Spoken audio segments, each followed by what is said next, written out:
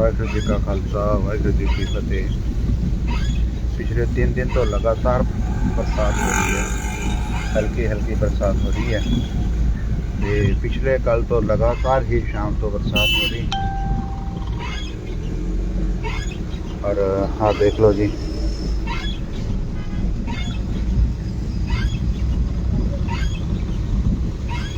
Road खाली खाली, बरसात ही बरसात हैगी।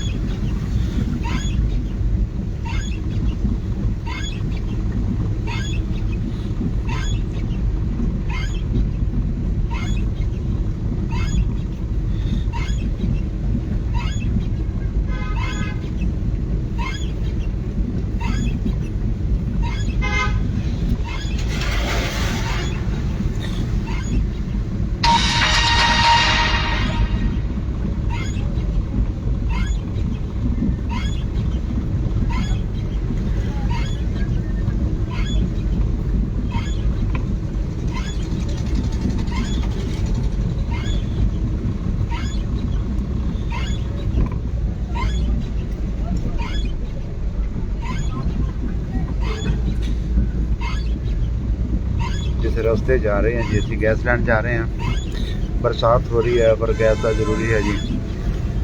सामने तक सचखंड श्री हजूर साहब दरबार साहब है जी, आप जी भी दर्शन करो।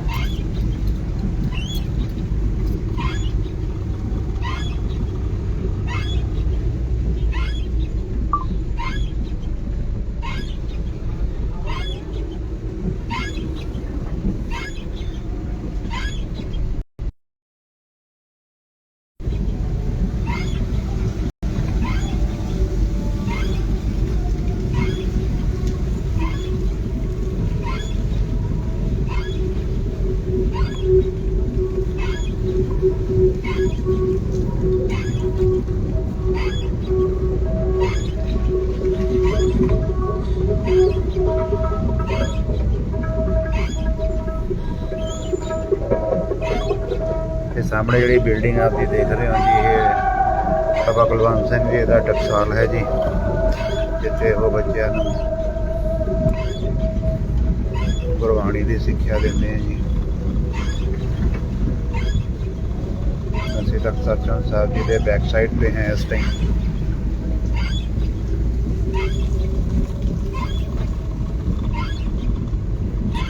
हम दूजे रास्ते जाना चाहिए था ना।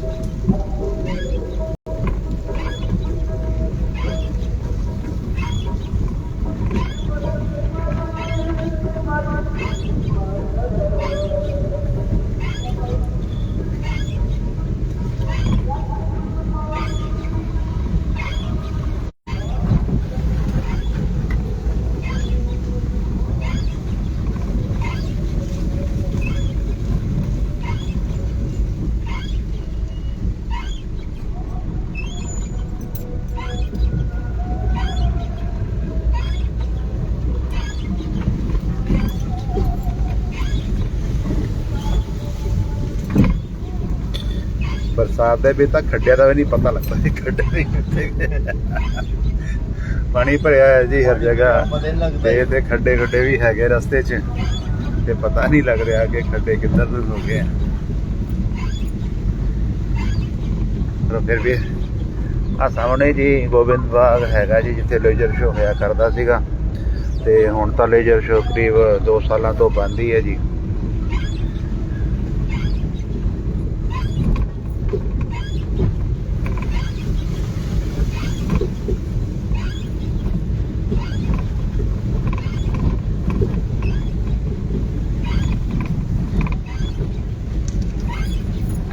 गोबिंद बाग एरिया है जी, उहदे जिथे लेजर शो होंदा, उसके बिल्कुल सामने वाली रोड तो जा रहे हैं जी। ते अंदर गुरुद्वारा साहब की वर्कशॉप है जी, फैब्रिकेशन की लकड़ी की जी।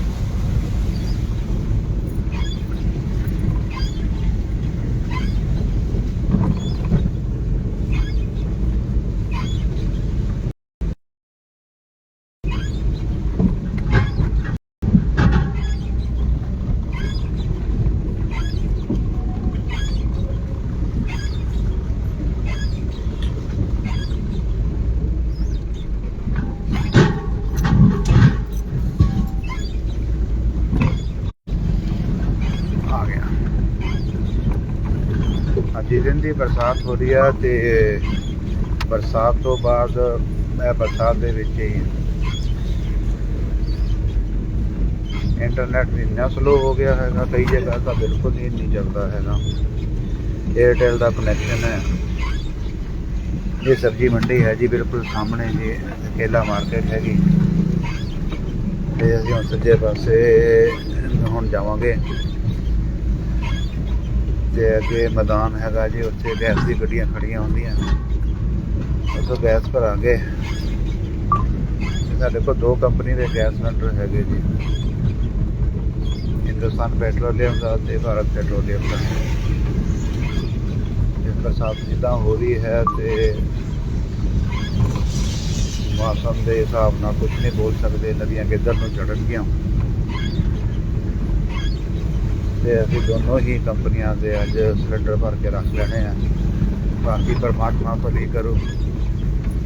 पर जिस हिसाब से बरसात हो रही है जी, जोड़े नदी के किनारे के इलाके हैं जिन्होंने भी दोनों हैगी जी, उन्होंने ते अगर ज़्यादा पानी होया तो फिर वो गेट खोल देंगे हैं जी डैम के, तो अचानक ही पानी बदना शुरू हो जाता नदी के विच।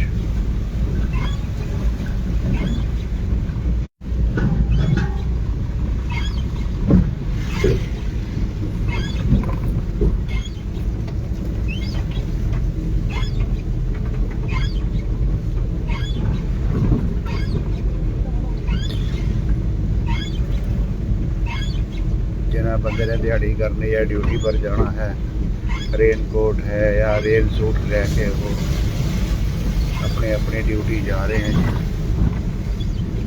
रोड साइड से देख लो कितना मतलब भरिया होया पानी।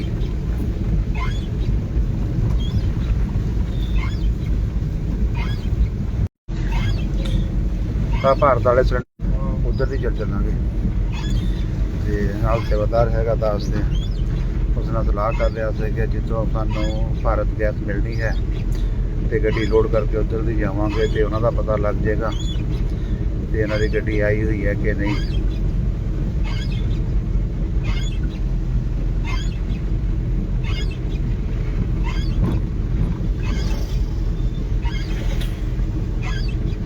तो स्विमिंग पूल बनया पे भरावा है, यहीं चलांगे पीछे जी, कि पक्की जगह है ना। अच्छी जगह की सही तो बस सलाह कर रहे हैं कि जिस रास्ते आप मुड़ों लगे तो इधर से ही जावांगे। तो वाकई पूरा तलाब भरिया पिया।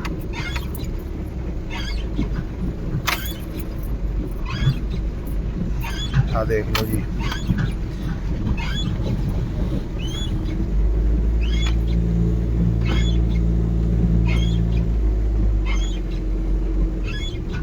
पूरा पानी ही पानी है।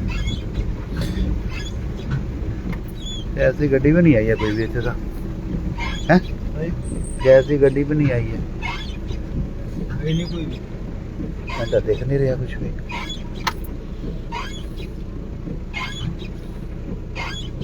है ना।